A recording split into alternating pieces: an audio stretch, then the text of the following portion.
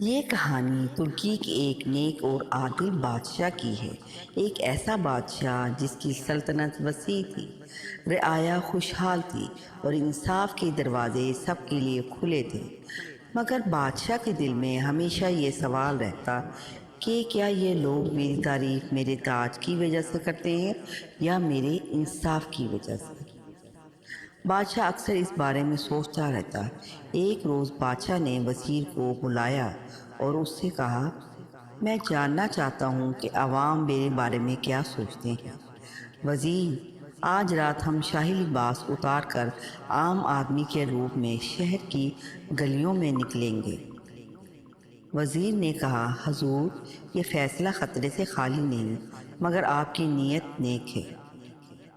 اگلے روز بادشاہ اور وزیر شہر کی جانب چل پڑے۔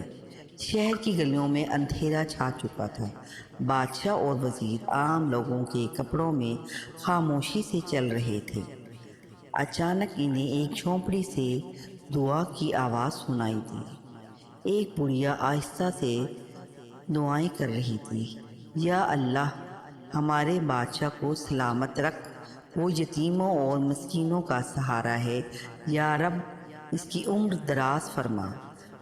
بادشاہ نے حیرانی سے وزیر کی طرف دیکھتے ہوئے کہا، کیا تم نے یہ سنا؟ ایک بڑھیا میرے لیے دعا کر رہی ہے۔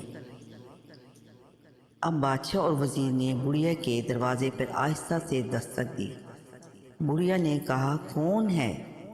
بادشاہ نے کہا، اماں، ہم مسافر ہیں، راستہ بھٹک گئے تھے، کیا ہمیں تھوڑی دیر کے لیے اندر بیٹھنے دو گی؟ بڑھیا، آؤ بیٹا، میرا گھر تو جھونپڑی ہے، مگر دل سب کے لیے کھلا ہے۔ بادشاہ، اماں، تم بادشاہ کے لیے اتنی دعا کیوں کرتی ہو؟ کیا تم نے کبھی اسے دیکھا ہے؟ بڑھیا نے مسکراتے ہوئے کہا، نہیں بیٹا، میں نے بادشاہ کو کبھی نہیں دیکھا، مگر میں جانتی ہوں کہ وہ نیک ہے۔ جب میرا شوہر فوت ہوا اور 2 بیٹے میرے جنگ میں شہید ہوئے تو میں فاقوں سے مر رہی تھی۔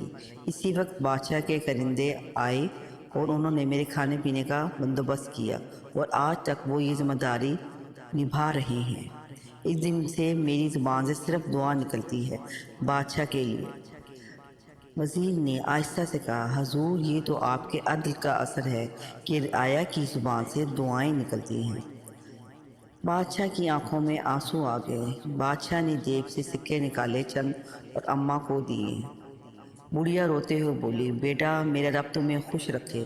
اگر تم جیسے لوگ نیک لوگ ہیں تو بادشاہ واقعی خوش نصیب ہے۔ اتنی دیر بعد بادشاہ اور وزیر اپنے دربار اور محل کی طرف روانہ ہوئے۔ اگلے دن بادشاہ دربار میں آیا، چہرے پر سکون اور دل میں اطمینان تھا۔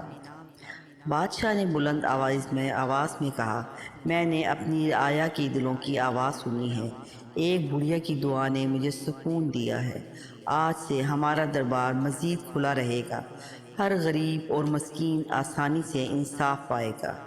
اصل بادشاہ تخت کا یا تاج میں نہیں ہے، بلکہ عوام کے دلوں میں ہے۔